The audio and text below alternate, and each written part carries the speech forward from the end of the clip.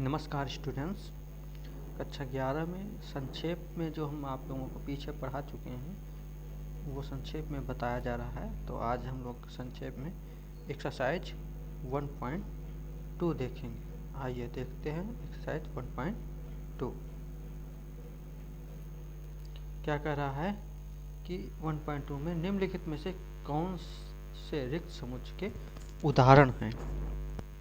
रिक्त समुच्चय हमने बताया था आपको। रिक्त समुच्चय क्या होता है? वे समुच्चय, ठीक है, जिसमें कोई भी अवयव न हो, ठीक है, उसको हम क्या कहते हैं? रिक्त समुच्चय कहते हैं।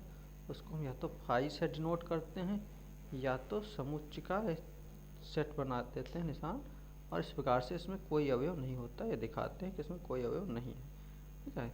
ये पहचान होती है रिक्त समुच्चय की। तो आइए देखते हैं पहला क्वेश्चन। पहला क्वेश्चन है कि 2 से भाज्य विषम प्राकृतिक संख्याओं के समुच्चय। तो 2 से प्राप्त विषम प्राकृतिक संख्याएं, तो 2 ऐसी एक सम प्राकृतिक संख्या जो केवल अभाज्य है, बाकी सभी 2 से विभाजित होने वाली संख्याएं क्या आती हैं? सम संख्याएं कहलाती हैं। तो इसमें कोई भी सेट नहीं होगा, अतः क्या है हमारा? ये एक रिक्त समुच्चय हो जाएगा। अगला क्वेश्चन कह रहा है कि सम अभाज्य संख्याओं का समुच्चय। तो सम अभाज्य संख्या कौन होती है? 2 होती है। एक हमने भी बताया कि सम अभाज्य संख्या कौन है? सम अभाज्य संख्या केवल 2 है। अर्थात क्या होगा? इसमें एक अवयव मिलेगा। कौन सा एक अवयव होगा? वो एक अवयव जो मिलेगा वो होगा 2 इस सेट में, ठीक है। तो ये तुम्हारा क्या हो जाएगा? ये हमारी जो है रिक्त समुच्चय नहीं होगा, क्योंकि इसमें एक अवयव ये 2 हमें प्राप्त हो जाएगा। अगला क्वेश्चन कह रहा है हमारा कि x सच दैट x एक प्राकृतिक संख्या है जो 5 से जो है ग्रेटर देन 5 से बड़ी है और साथ ही साथ 7 से कम है। तो 5 से छोटी हो संख्या और 7 से बड़ी भी हो, तो ऐसी संख्या संभव नहीं है जो 5 से छोटी होने के साथ साथ 7 से बड़ी भी हो, यानी इसमें कोई भी अवयव नहीं होगा। तो ये भी हमारा रिक्त समुच्चय हो जाएगा। चौथा हमारा कह रहा है सी का खंड x y such that y के लिए 2 समांतर रेखाओं का उभयनिष्ठ बिंदु। हम जानते हैं कि जब 2 समांतर रेखाएं होती हैं वो एक दूसरे से बराबर दूरी पर होती हैं, एक दूसरे को कहीं पर भी प्रतिच्छेद नहीं करती, काटती नहीं। अगर काट देंगी तो वो समांतर रेखाएं ही नहीं होंगी। तो ये भी एक रिक्त समुच्चय होगा, क्योंकि इसमें कोई भी बिंदु पर ये रेखाएं प्रतिच्छेद नहीं करेंगी।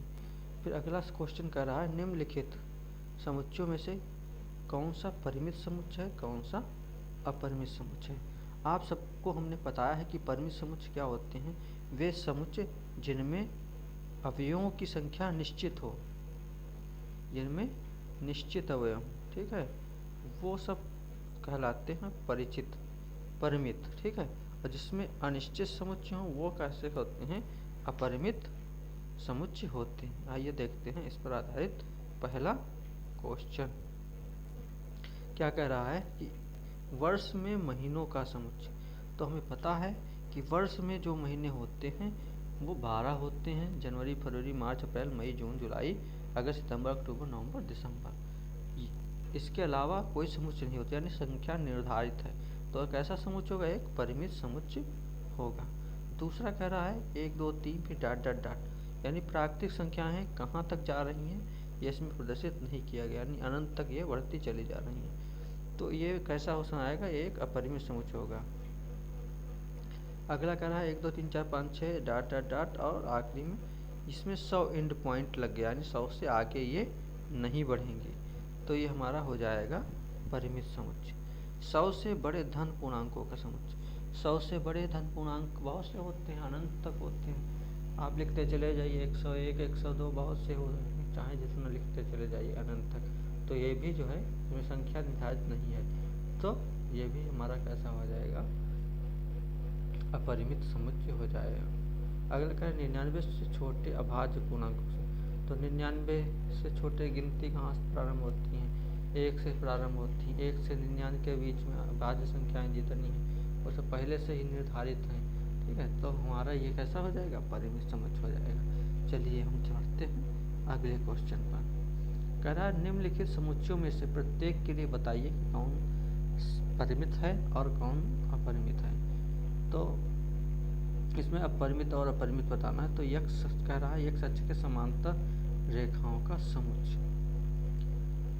तो यक्ष अक्ष के समांतर जो है ये यक्ष अक्ष होती है, ये वाई अक्ष होती है। तो यक्ष अक्ष के समांतर बहुत सी रेखाएं खींची जा सकती हैं, ठीक। तो अनगिनत रेखाएं खींची जा सकती हैं अक्ष के साथ। तो ये कैसा हो जाएगा हमारा परिमित समुच्चय नहीं होगा, ठीक है। तो बहुत सी रेखाएं खींची जा सकती हैं, इसलिए हमारा अपरिमित समुच्चय होगा।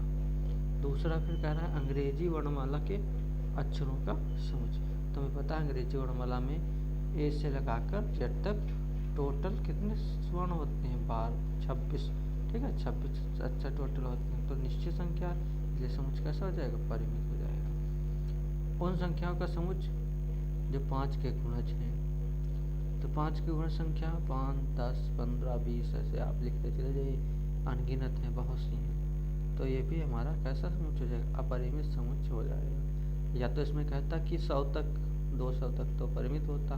आप 5 के गुणज कहा है, कहाँ तक जानना है ये नहीं कहा, तो यानी अनंत तक जान, हमको अनंत तक जानना है। तो हमारा कैसा हो जाएगा पृथ्वी पर रहने, अगला कह रहा है पृथ्वी पर रहने वाले जानवरों का। तो पृथ्वी पर रहने वाले जानवरों की संख्या कितनी है, निश्चित है। कितने प्रकार की प्रजातियां पाई जाती, तो ये भी हमारा परिमित हो जाएगा। फिर अगला कह रहा है मूल बिंदु 0,0 से जाने वाले वृत्तों का समूह। तो एक बिंदु से जो है बहुत से वृत्त खींचे जा सकते हैं, तो ये भी हमारा कैसा हो जाएगा अपरिमित समुच्चय हो जाएगा। आगे बढ़ते हैं। निम्नलिखित में से कहा बताइए कि ए बराबर बी है या नहीं है, ठीक है। तो ए बराबर बी में पूछ रहा है या नहीं है। तो ए बराबर ए बी सी डी दिया है, बी बराबर बी सी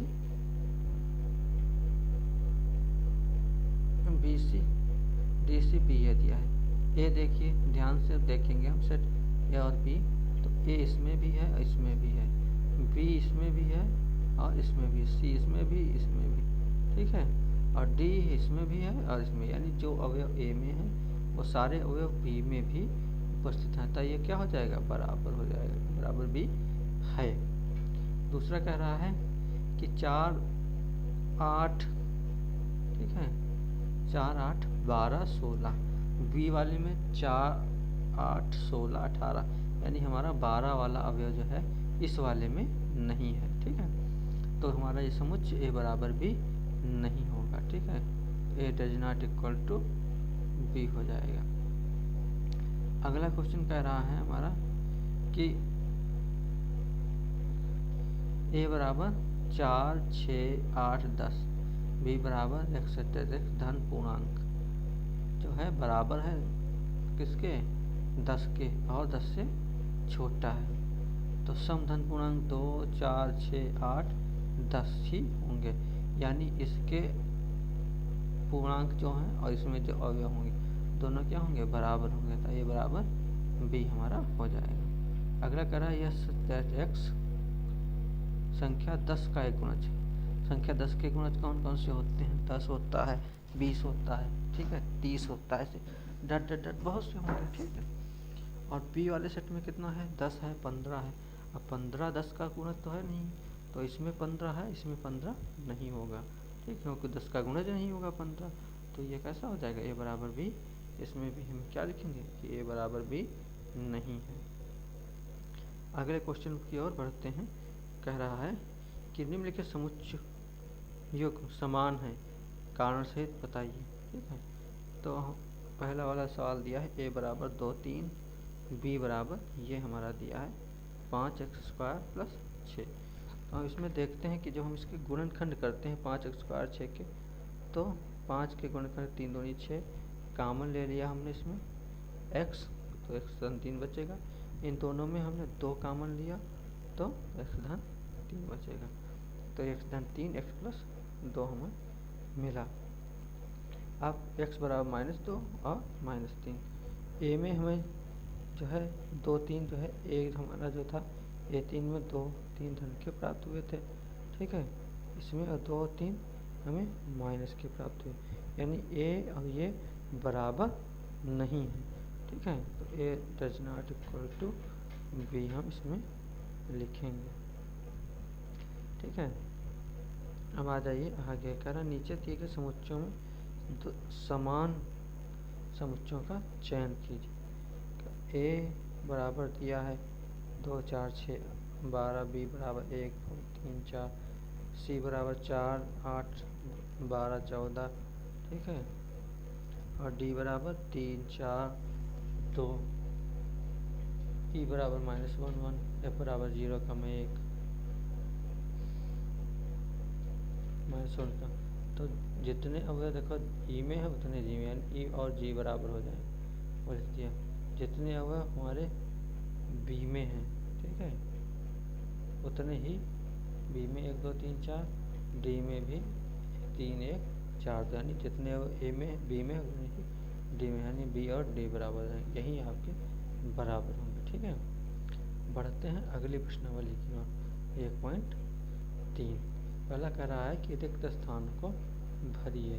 रिक्त स्थान भरने का मतलब जो है, दो प्रकार के निशान हमें इसमें दिखाए गए। एक इस टाइप का निशान दिखाया गया है और एक इस टाइप का निशान दिखाया गया। अगर हमारे पहले वाले सेट समुच्चय जो है दूसरे वाले समुच्चय में सब अवयव हैं तो हम ये वाला निशान लगाएंगे, ठीक है।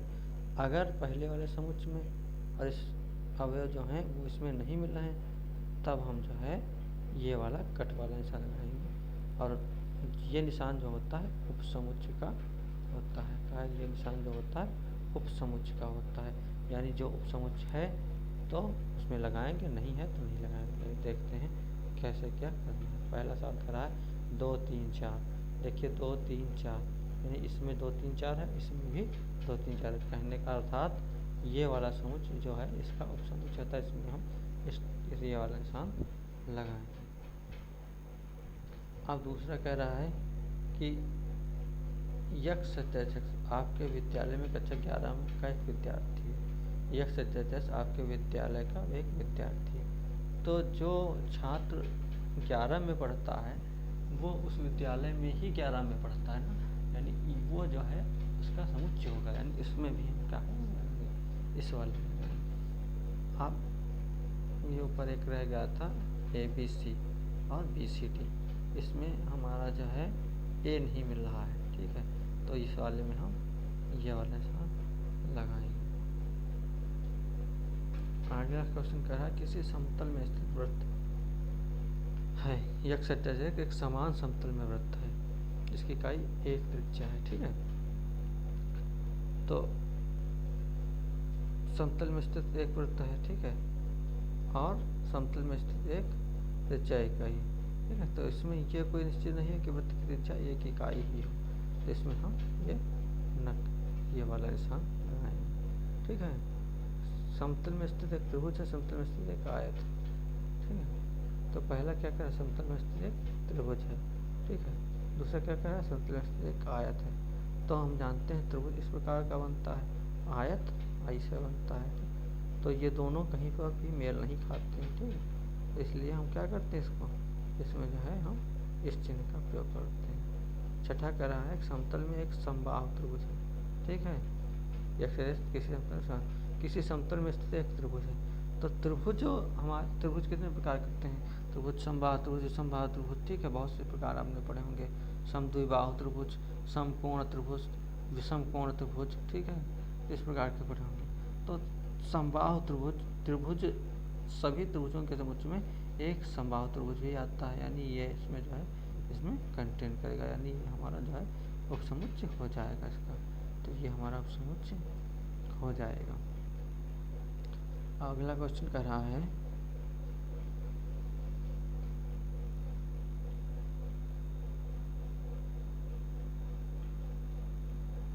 कि एक प्राकृतिक संख्या समप्राकृतिक संख्या एक पूर्णांक है, ठीक है। तो समप्राकृतिक संख्या कौन है, 2 4 6 8, ठीक है। ये समप्राकृतिक संख्या हो जाएगी हमारी, कौन, 2 4 6 8, ठीक है। ये समप्राकृतिक एक पूर्णांक है, पूर्णांक में 1 2 3 4 संख्या, यानी हमारा ये सभी अवयव क्या होंगे इसमें होंगे।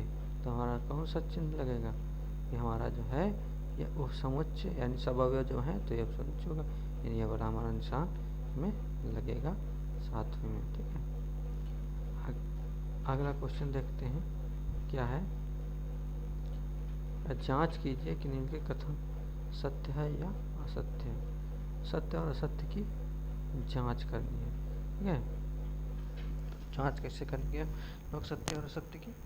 देखिए पहला सवाल जैसे कर रहा है दूसरे का कि ए बी, फिर इसमें जो है इस प्रकार का निशान लगना है, यानी उपसमुच्चय नहीं है। बी लग दिया है बी सी, देखिए ए बी जो है इसमें भी मिल रहा है। ठीक है, तो ये हमारा जो है इसमें ये वाला निशान होना चाहिए। ठीक है, लेकिन इसमें लगा कौन सा है, ये वाला लगा निशान। ठीक है, तो यानी ये निशान हमारा जो लगा है गलत लगा है, क्योंकि ये वाला लगना चाहिए था। तो ये हमारा कैसा हो जाएगा, फॉल्स हो जाएगा। अगला करा ए,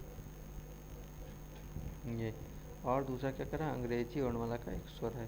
तो अंग्रेजी वर्णमाला के स्वर में ए ई आई ऊ आते हैं, यानी यह है, तो ये हमारा ट्रू हो जाएगा। ठीक है, ऊपर वाला हमारा फॉल्स हो जाएगा। अगला देखिए कह रहा है कि 1 2 1 2 3 और 3 1 3 5, यानी हमारा जो है इसमें 2 है, इसमें नहीं है। तो हम इसमें कट वाला निशान लगाना चाहिए, लेकिन इसमें लगा है ये, तो हमारा ये कैसा हो जाएगा, फॉल्स हो जाएगा। ए इसमें देखो इसमें भी है इसमें भी है, यानी हमारा जो है सही है, ये ट्रू हो जाएगा। ए इसमें भी नीचे वाले में दोनों में सही हो जाएगा। एक सत्याधिक संख्या 6 से कम एक समप्राकृत संख्या है। 6 से कम समप्राकृत संख्या कौन, 2 4। ठीक है, और दूसरा क्या कर रहा है,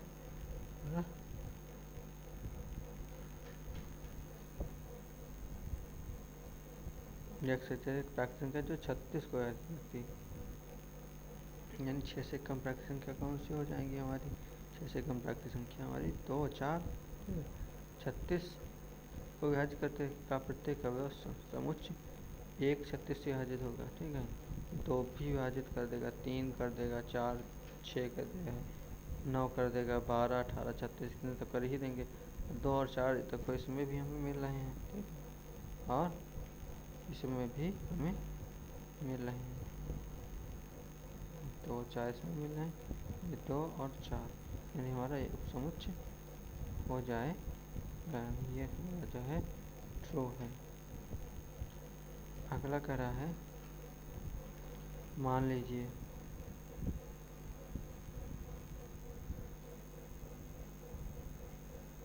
अगला कह रहा है, मान लीजिए ए बराबर 1 2 फिर ब्रैकेट में 3 4 5, लेकिन कौन से कथन सही नहीं है। तो पहला वाला 3 और 4, ठीक है, बिलोंग टू ए, ये भी हमारा है सत्य नहीं है, क्योंकि 3 और 4 जो है इनमें बिलोंग करेंगे। तो उसको हम इस तरीके से लिखते हैं। फिर आगे बढ़ते हैं हम लोग, 3 का 4 बिलोंग टू ए, सत्य कथन है। ठीक है, 3 और 4 इसमें है। ठीक है, ऊपर हम व्याख्या कर चुके हैं कि 3 समुच्चय कथन सत्य है। 1 बिलोंग टू ए, 1 जो है ए में है, तो इसमें क्या लिखेंगे, जो है सत्य कथन। ठीक है, फिर 1 उपसमुच्चय, ठीक है, तो 1 जो है वो बिलोंग कर रहा है ए में से, उपसमुच्चय नहीं है, तो हमारा जो है असत्य हो जाएगा। फिर 1 2 5 कंटेन ए, 1 2 5 भी है, तो ये सत्य हो जाएगा। ठीक है, ये होगा 1 2 5 बिलोंग टू ए, 1 2 5 बिलोंग कर रहा है, ये भी सत्य हो जाएगा। ठीक, वो हम इसमें से दे हो जाएगा। ठीक, अब ये करा फाई उपसमुच्चय ए, ठीक है, तो यह सत्य है हमारा। आइए अगला क्वेश्चन देखते हैं क्या कह रहा है। निम्नलिखित समुच्चयों के सभी समुच्चय लिखिए। ठीक है, तो उपसमुच्चय क्या होते हैं, अधिकतर जितने में हम उसको लिख चुके हैं, पीछे वीडियो में भी हमने बताया, इसमें भी आप समझ लीजिएगा। जैसे कह रहा है कि एकाक समुच्चय कितने होंगे, एकाक समुच्चय होगा पहले वाले का फाई और ए। ठीक है, एक समुच्चय। आप दूसरा ए बी का समुच्चय लेंगे तो ए, ठीक है, बी और ए बी ये हो जाएंगे हमारे समुच्चय। अब अगर 1 2 3 का समुच्चय लेना है, ठीक है, 1 2 3 ये सवाल देख लीजिए, अगर ये समझ लिया मुझे तो आपके 1 2 3 के समुच्चय निकालने हैं, इसके निकालने हैं 1 2 3 के, तो पहला आपने जिसमें फाई हो जाएगा।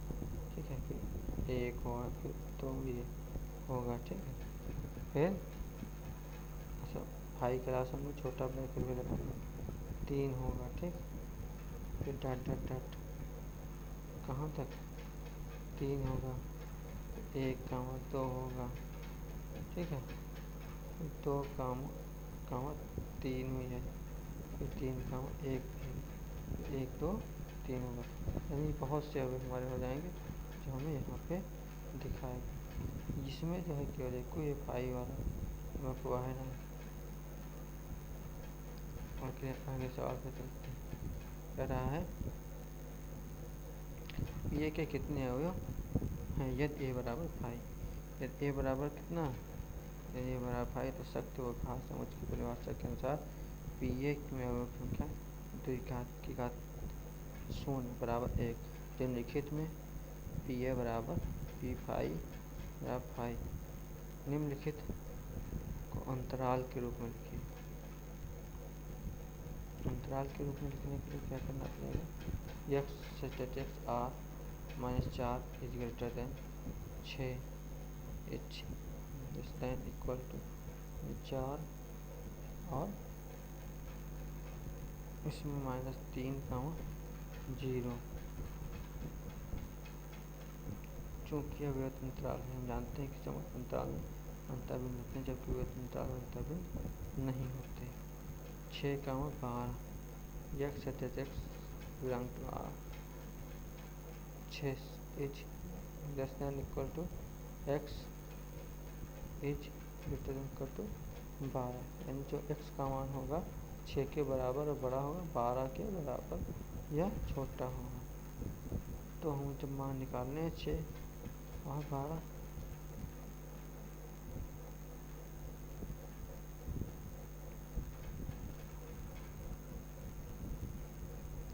-23 25।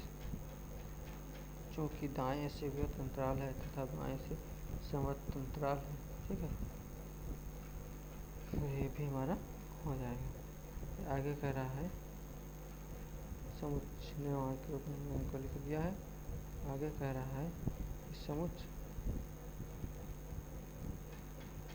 ए बराबर 1 3 5, बी बराबर 4 2 4 6, सी बराबर 0 2 4 6 8। ठीक है, प्रदत्त है।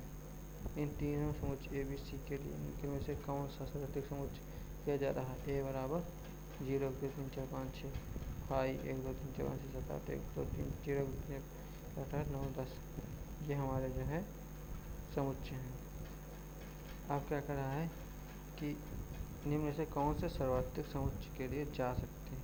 तो 0 1 2 3 4 5 6, फाई 0 1 2 3 4 5 6 7 9 10, 1 2 3 4 5 6 7 8। ये हमें 4 क्वेश्चन दिए इस पर। तो पहला क्या कर रहा है कि ए बी सी सर्वाधिक समुच्चय को कम से कम ए बी सी के सभी अवयव को रखता हो। यहाँ बी बराबर कितना हो जाएगा 0 1 2 3 4 5 6। अतः हम 0 1 2 3 सर्वाधिक समुच्चय नहीं ले सकते। दूसरा क्या है फाई, समुच्चय फाई को सर्वाधिक समुच्चय नहीं लिया जा सकता। दिए गए समुच्चय ए बी तथा सी के लिए समुच्चय बराबर कितना दिया है 0 1 2 3 4 7 8 9। ठीक है,